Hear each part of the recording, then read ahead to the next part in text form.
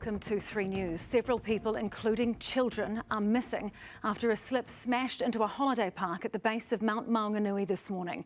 Emergency services have been searching frantically for survivors after there were initially still signs of life. As storms swept the eastern coast of the North Island, Tauranga suffered its wettest day since records began in 1910.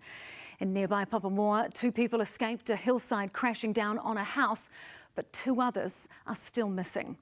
The roading network has taken a hammering with trees and landslides blocking roads around Whitianga and wider Coromandel. And a 100-tonne boulder is stopping traffic in Helena Bay near Ōakura in Northland. Meanwhile, in the devastated East Cape settlement of Te Araroa, 7 members of one family were plucked from a roof. But first, Ava Whitworth is in Mt Maunganui this evening and begins our coverage. After a day of deluge, a side of the mount crumbled this morning. People heard screaming for help. The landslide barreling right through this campground, trapping several people. Rolling a camper van and mounds of dirt into the neighbouring hot pools where this Australian tourist was swimming.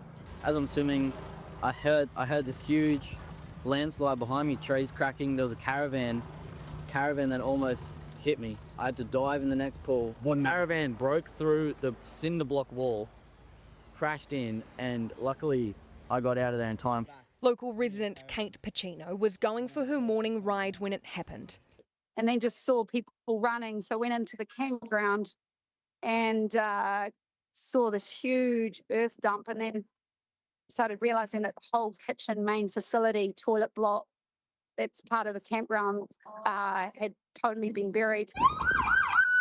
As emergency services arrived on the scene, the slip was still moving. Frustrating rescuers. Members of the public, obviously, which is an instant reaction, tried to get into the rubble and did hear some voices. Our initial fire crew arrived and had the same, were able to hear the same. Shortly after our initial crew arrived, we withdrew everyone from the site due to possible movement of slip. Urban search and rescue teams are overseeing the challenging search. USAR is trained to operate in unstable ground, structural collapse and complex rescue environments. A desperate scene with several campers still unaccounted for. Can't be drawn on numbers other than say it's single figures. It is possible we could find someone alive. At the moment we've got the parents and the husband of some of the people that we're currently trying to rescue in the campground, and to speculate on this stuff right at the moment is not the right thing to do. Rescuers say they'll be going for as long as it takes. We'll go right through until we've rescued anyone that's involved. Hours into the recovery phase here on Mt Maunganui Beach, you can see to the left behind me here what appears to be another slip. Now, quite close to the right is Mt Maunganui Surf Club, where they have set up hub all day. Everybody here working on recovery as well as support for the victims and families. There was FENZ, police, Minister Mark Mitchell here as well, and they have now evacuated that surf club and fears that another slip is imminent. The devastating tragedy leaving this seaside town in a state of shock. Mt Maunganui, it's Tauranga for all our locals and visitors alike, and you know, I'm here most days, and so I feel pretty passionate about it, and it's just sacred and special to so many people, and culturally so significant, and it's just devastating to see this happen. Well, also in Tauranga, 2 people remain missing after another large landslip in Papamoa came down on their house. The neighbouring family, including a heavily pregnant woman celebrating her birthday, fled for their lives. Senior reporter Juliet Speedy has their story. Holy hell, look. This is just behind our house. It all unfolded early and in the dark. We originally thought what we heard was thunder. You know, it kind of sounded like deep thunder and it kept going. Holy I'm shaking. That is just behind our house. That's the hill that's given way, and it's all at the back of our house, all there. and it's gone all down the road. But it was the giant hillside collapsing behind them. We didn't realise until the morning how close it actually was to the house. Like, we've only just scraped through, basically. Some of their neighbours weren't so lucky. I don't know how many houses are in total. The house is just down in there. 2 people remain missing. At least one house that was had a landslide on top of it, or through it, if you'd call it that. 2 people were able to escape it, and 2 people are unaccounted for in regards to that one. They fled with their 3-year-old daughter. Zoe is 34 weeks pregnant, and today is her birthday. Being super pregnant, like, I feel like I can't run away in a hurry or anything, but yeah, super worried more for her being, 3 years old. She can't swim if there's too much water, and trying to make sure that we're all okay and hoping that I don't go into labour. Definitely a birthday to remember. Further south in Te Araroa on the East Cape, more terrifying stories are emerging. This video taken by a couple with 5 children who were forced to spend 5 hours huddled on this roof of their inundated home and flooded property. I woke up this morning to phone calls and missed messages and everything like that, and was alerted to what had happened, so I got in touch with them immediately on video camera, and they were still on their roof at the time, and I could hear the water rushing past them in the panic. They had just seconds to climb up there. He said it was like a tsunami, and it sounded like thunder and lightning, and these boulders were just smashing the house, and they were up there for 5 hours in the torrential rain. Her cousin Hui Anatai thought she was going to die. At one point everything felt like it went silent around her on that roof, and she just grabbed the kids and she decided that that was actually it for them, and she thought that that was it. And so to get off the roof is a relief, but you still have to acknowledge that there could have been another outcome. They were finally rescued by a Defence Force chopper, but have lost everything. The devastation across the area is immense. We have never, people have even said Cyclone Bowler didn't devastate this area that bad. We have never ever in my 36 years of life had flooding anywhere near this down there, ever. 2 lucky families escaped with their lives, but the search and heartbreak continues for the 2 still missing in Papamoa. These guys are The Prime Minister has just announced that he'll skip Ratana celebrations in Whanganui tomorrow and make his way to the Bay of Plenty. Already on the ground there is Emergency Management and Recovery Minister Mark Mitchell. He joins me now live from outside the Emergency Control Centre in Tauranga. Minister, what is the very latest on the search and rescue operation at Mt Maunganui after that landslide at the campground? Any word tonight on survivors? No, still no word at the moment, Sam. Obviously, that's an ongoing operation. It's led by FENS, supported by outstanding USAR who have the equipment that we need to find these people, supported by police and overseen by our civil defence team here. Minister, there were initially signs of life, eyewitnesses saying that they could hear calls for help, but then the rescue effort was pulled back. Why was that? So yes, you're right. Initially, people thought they heard voices.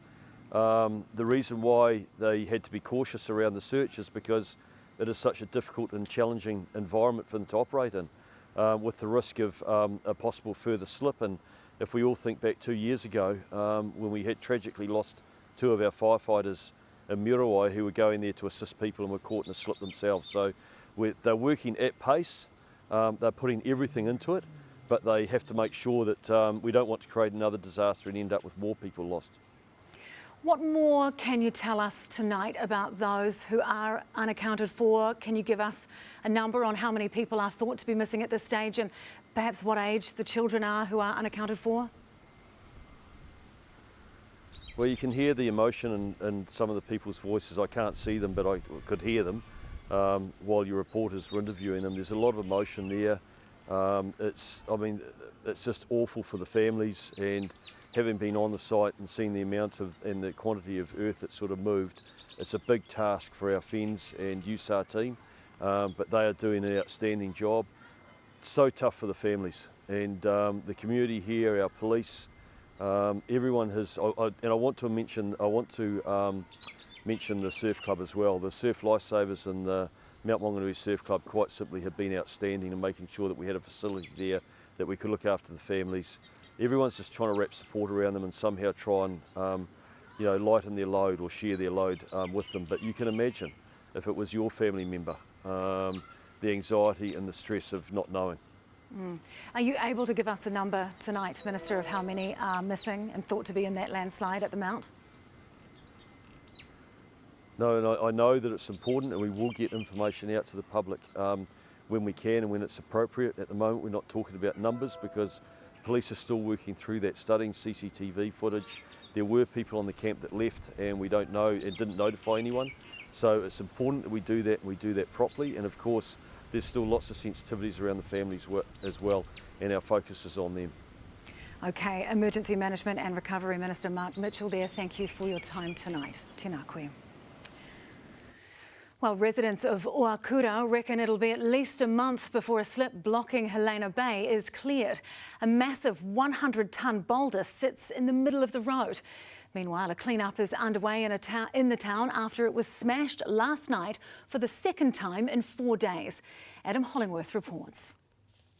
The sheer force of nature, it came down late last night on the road between Ōakura and State Highway 1, blocking any thoughts of escape. This is the reason why Ōakura and Moko are cut off from the rest of the world. A boulder the size of a garage and probably about half a dozen other boulders the size of cars. And there's water cascading in between them. It could be several hours, if not days yet, before this gets cleared.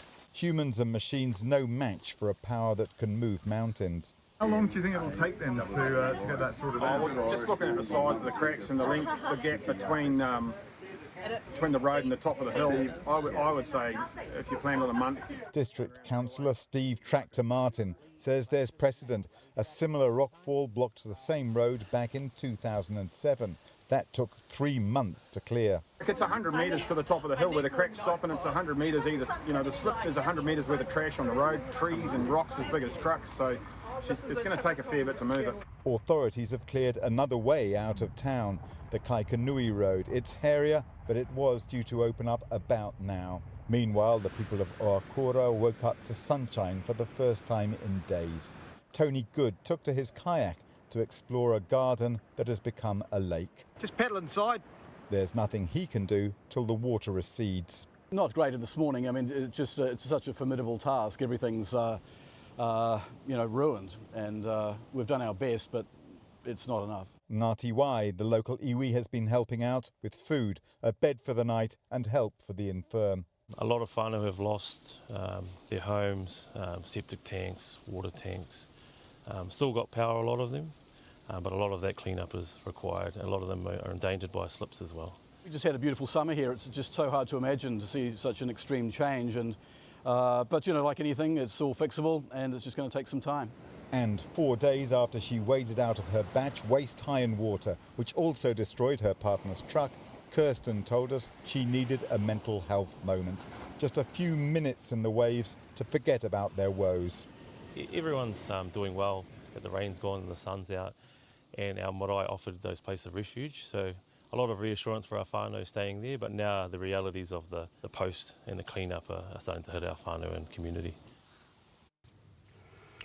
Heather Keats from Met Service is with me. Kia ora, Heather. So a really harrowing day for Tauranga, and in fact it's wettest day since records began in 1910. How much rain actually fell? Yeah, it was a lot of rain. It was 274 millimetres. So not just their wettest day on record, but in fact the equivalent of 3 months worth of rainfall in just 24 hours for them. For Whitianga, it was also their wettest day on record with 247 millimetres of rain.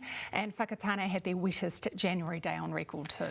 Okay, we know now that that has largely eased, but what concerns remain at this point? Yeah, so the significant rain has eased, but it doesn't mean we're completely dry. We've still got quite a bit of general rain on the way. We've got an unstable and quite an active couple of days ahead of us, actually. Plenty of wind, plenty of showers still to come. So for those regions in recovery mode, like Northland and the Coromandel Peninsula, there's a chance of a new round of warnings and watches for strong southwesterly winds for Saturday and Sunday. There are going to be showers on and off over the entire weekend for everyone, but the attention shifts from a broad scale one to a more localised one with thunderstorms on the cards. So the risk is there for most of the South Island from North Southland up to Waitomo, but the highest risk is over Canterbury. So Christchurch included in that too, where there could be downpours, hail and even small tornadoes tomorrow. Okay, and are there severe rain warnings in the mix there too? So at the moment, there may be some watches out tomorrow. If there is a severe thunderstorm detected, then we issue a severe thunderstorm warning. The only two remnants, I guess, if you like, from this tropical low that have led to some watches and warnings is for the Chatham Islands tonight. So there's a strong wind warning and a heavy rain watch in place, and they could also get some thunderstorms. Okay, and those thunderstorm warnings, they come quite late, so we need to keep across those. Heather, thanks so much. Tēnā koe.